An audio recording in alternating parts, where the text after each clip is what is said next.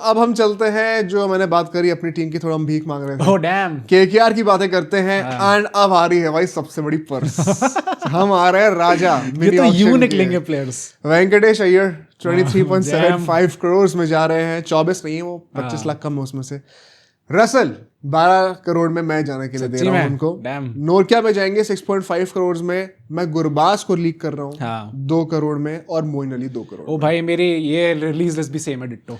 De Kock की temptation थी 3.6 करोड़ में, बट मैं बताऊंगा क्यों नहीं। और स्पेंसर जॉनसन भी, आई थिंक एटलीस्ट एक फॉरेन पेसर आपको एज अ बैकअप तो चाहिए रहेगा, होपिंग कि एक अच्छा पेसर आप ले लोगे। ओके, इन सबके चलते हुए 46.25 करोड़ का पर्स सिर्फ इन रिलीज प्लेयर से है। 5 करोड़ हर टीम को एक्स्ट्रा मिलेंगे, तो 50 करोड़ से ऊपर केकेआर इस मिनी ऑक्शन में। मैं पहले बता दूं, मेरा सबसे बड़ा पर्स है भाई इस पूरे ऑक्शन में। मैं पता है, मैंने कल रात तक एक और टीम देखी थी जिसका सबसे बड़ा पर्स इससे भी ज्यादा था। केकेआर से ज्यादा? और मैंने अभी शूट करने से पहले चेंज करा, क्योंकि मैं सोते वक्त थोड़ा सोचा था कि क्या सही डिसीजन के लिए। केकेआर का द गुड थिंग इज कि ये जो आप ऊपर के 3 प्लेयर रसल, वेंकी अय्यर और नॉर्किया ले लो, इसमें इतना बढ़ के Exactly. 40 के ऊपर ये लोग ऐसे ही पहुंच जाते हैं इसके अंदर ही। तो ये 3 तो मेरे लिए नॉन नेगोशिएबल्स थे, मतलब Venkatesh and Russell have to go. Clearly जाने का सेंस बनता रसल भी को है। आप बाय बैक भी कर लो, मुझे प्रॉब्लम नहीं है, बट अगर अब वेंकी अय्यर को सैमसन नहीं आ रहे, अगर अब केएल राहुल नहीं आ रहे, कैमरून ग्रीन अगर केकेआर नहीं आया, सही में, हाँ भाई तुम समझ रहे हो ना फिर क्या होने वाला अगर है। 50 करोड़ लेने के बाद भी केकेआर अगर नहीं ले पाई कैमरून ग्रीन तो इस पूरे ऑक्शन का जो सबसे बड़ा सुपरस्टार होगा, उसके ऊपर केकेआर का थप्पा लगाओ अभी से, हाँ कायदे से। वरना केकेआर को डूब के मर जाना चाहिए। हाँ ये तो है। मजाक सेट के बता रहा हूँ, डूब के मर जाना। हाँ, अगर तुम 50 करोड़ की पर्स के बाद भी नहीं फाइट कर पाए, और प्रॉब्ली सबसे बड़ा स्टार कैमरून ग्रीन ही होने वाला है इस अभी option तक तो का। ऐसे लग रहा है, बिकॉज सैमसन अब तो ट्रेड पर कैमरून ग्रीन के ऊपर भी बहुत सवाल है भाई। कुछ ऐसा है कि अभी एशेस होगी, उसके बाद बीबीएल भी होगा, और उसके बाद क्या वो उस हालत में बचेंगे कि वो एज अ ऑलराउंडर खेल पाएंगे। वर्ल्ड कप भी होगा, T20 वर्ल्ड कप भी होगा भाई, तो हम क्या एज अ वो- बैटर ले लेंगे।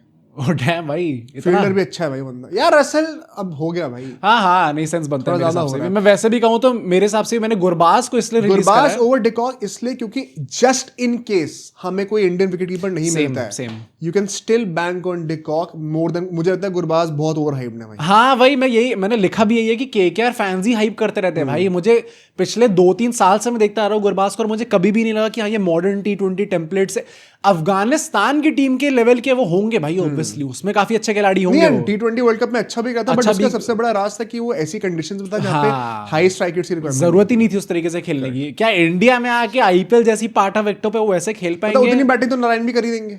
नारायण तो उससे बेहतर कर देंगे यार, इतना हम कैसे अंडररेट कर रहे थोड़ा हैं ज्यादा उनको। मुझे लगता है, बट आई थिंक केकेआर के लिए भाई this is KKR's auction to take. जैसे 2024 का स्टार्क को लिया था, वैसे मुझे कोई परचेज हाँ चाहिए, हाँ, वरना गोलियां निकली। इस बार अभिषेक शर्मा के अभिषेक नायर वैसे करने चाहिए, गौतम वीर की तरह ऐसे बैठ के बस बार बार पैडल उठा रहे हैं और लंबा चलते जा अब तो रहा है। आ रहा है बस। वेंकी मैसूर में बन जाना कि वेंकटेश अय्यर के लिए पैडल उठे जा रहा है बस। नेक्स्ट टीम के ऊपर चलते हैं। इस टीम का पर्स सबसे बड़ा होने वाला था पहले मेरे लिए। कल रात तक सबसे बड़ा पर्स इनका था, केकेआर का नहीं था। LSG, oh damn, I understand. Mayank Yadav जा रहे हैं, आकाशदीप जा रहे हैं, हाँ डेविड मिलर जा रहे हैं, हाँ, मोहसिन खान को भी मैं रिलीज कर रहा हूँ। फेयर। 5 जो प्लेयर थे मेरे पहले पंत थे, और ओ भाई मैंने चेंज करके शमार जोसेफ आज सुबह करे। शमार जोसेफ मैंने भाई। क्यों करा है वो, क्योंकि आई जस्ट रियलाइज सुबह अभी बैठने से पहले कि यार पंत को रख तो दिया है, बड़ी टेम्पटेशन होगी, बड़ी कॉन्ट्रोवर्शियल वीडियो बन जाएगी। बट अगर हम लॉजिकली सोचे, पहली बात तो वन ऑडियंस को वो बताना जो लाइकलीहुड है, हाँ। तो वो तो पंत तो नहीं होने वाला release.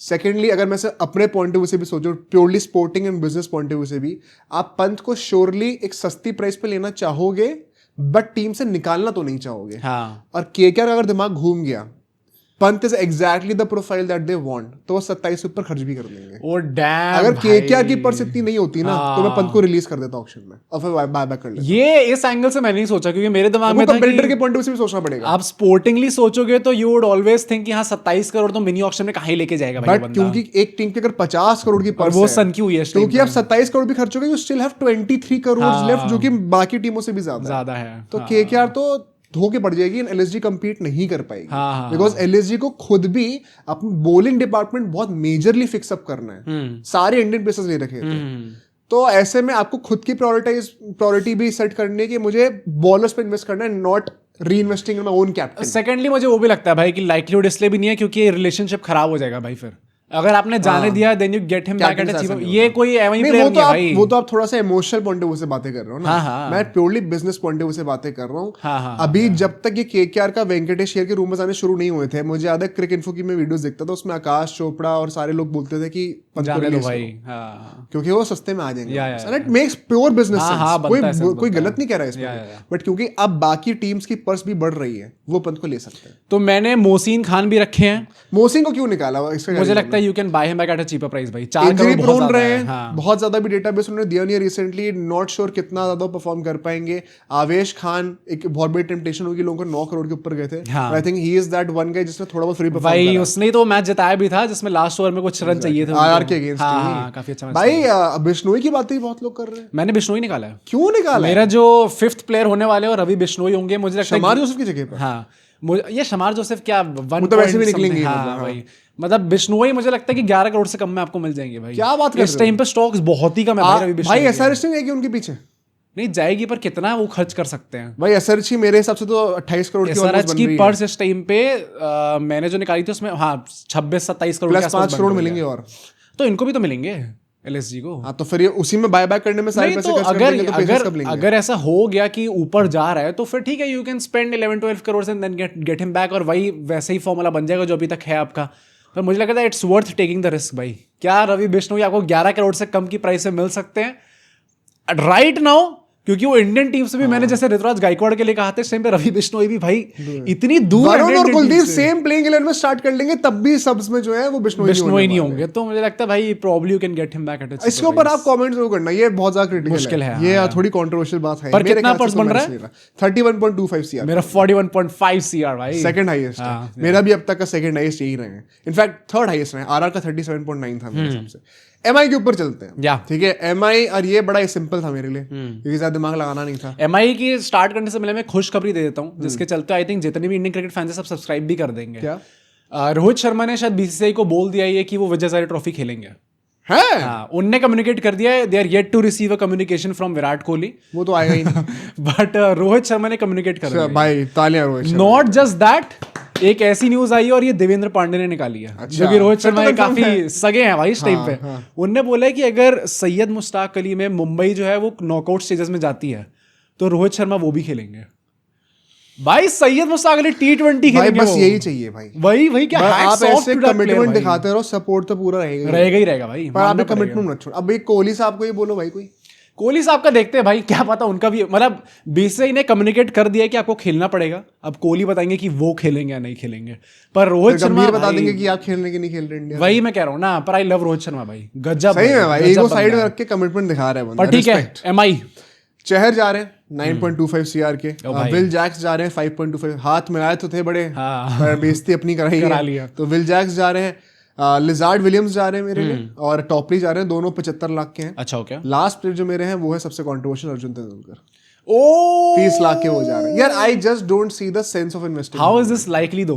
How is this likely? भाई एक प्लेयर तो मैं अपने पसंद का रखूंगा, ये थोड़ी अब हर चीज मेरी लिस्ट है भाई। कितने 30 लाख के थे ना वो? हाँ, वो डैम भाई, इन सबको मिलाकर भी से 16.3 करोड़ का पर्स बन रहा है मुंबई का, बिकॉज उनको कुछ चेंज करने की जरूरत ही नहीं है मुंबई को इतनी ज्यादा। भाई मैंने विल जैक्स निकाले हैं, मैंने दीपक चहर निकाले हैं, मैंने लिजार्ड विलियम्स निकाले हैं, मैंने कर्ण शर्मा निकाले हैं। कर्ण शर्मा क्यों निकाला है? क्योंकि मुझे लगता है कि अब अल्लाह गजनफर को लोग वापस लेंगे टीम के अंदर। एक इंडियन स्पिनर, प्रीमियर स्पिनर का बैकअप तो होना चाहिए, जस्ट इन केस गजनफर को इंजरी होगी। विघ्नेश पुथुर वो प्रीमियर स्पिनर नहीं है, पर मतलब भाई कर्ण शर्मा कौन से प्रीमियर स्पिनर है भाई? एक्सपीरियंस्ड है। हाँ, पर मतलब चैंपियन है भाई, कब तक आप रखोगे भाई? आईपीएल जीत रखे मल्टीपल बार। मुझे लगता है आरसीबी की ट्रॉफी उससे ज्यादा कर्ण शर्मा की ट्रॉफी है भाई। ये आरसीबी कहां से आ जाती है? आज तो तुमने लाल पहना, उसके बाद तुम आरसीबी की बेइज्जती कर रहे हो। लाल मेरा फेवरेट कलर है, और मैंने मुंबई का ब्लू पहना हुआ है। मुझे ऐसा लगता है कि इस टाइम पे you have to move on, और प्लस इतना ज्यादा एक्सपीरियंस है पूरी टीम के अंदर मुंबई इंडियंस के कि अगर वो किसी एक इनएक्सपीरियंस स्पिनर को ले भी आते हैं तो भी it is not going to do much harm to them. That is why मैंने कर्ण शर्मा को रखा है, और जो मेरे 5वें प्लेयर होने वाले हैं वो अल्लाह गजनफर है। मुझे लगता है कि उनको चीपर प्राइस में मिल जाएंगे भाई। मैं तो बिल्कुल 4.8 करोड़ बहुत ज्यादा है भाई। It's not about that. एक 19 साल के खिलाड़ी के लिए मुंबई इंडियंस का बहुत बड़ा पेन पॉइंट सिंस 2020 रहा है उनके lack of quality spinners. I don't think वो रिस्क करना चाहेंगे after so long having a good spin lineup कि उनको आप दोबारा रिलीज करके जस्ट बिकॉज आपको उनको चीपर खरीदना है, आप वो चीज रिस्क करके ऑक्शन में डाल दो। मुझे नहीं लगता कि मुंबई वो रिस्क लेगी। गजनफर को नहीं जाने देगी। भाई करण शर्मा नहीं जाने दे रहा मैं 4.8 करोड़ ज्यादा ही नहीं है पर I think Mumbai should hold on to their spinners right now until the next mega auction. आप वो रिस्क मत. Plus they can afford to do it as well क्योंकि भाई आपके पास वैसे भी आपके प्लेइंग 11 तो सेटल्ड ही है, कुछ करना ही नहीं है मुंबई को. एक दो माइनर चेंजेस हैं जो कि इधर-उधर कर देंगे. मुंबई को बस ट्रॉफी जीतनी है, कुछ नहीं करना. हां फेयर एनफ. पर बढ़िया लाइनअप बना रखी है. मेरा जो है उसके हिसाब से उनकी 20.55 करोड़ का बन रहा है. मेरे 16.3 अब तक की मेरे ख्याल से लोएस्ट है अभी. हां सबसे कम है.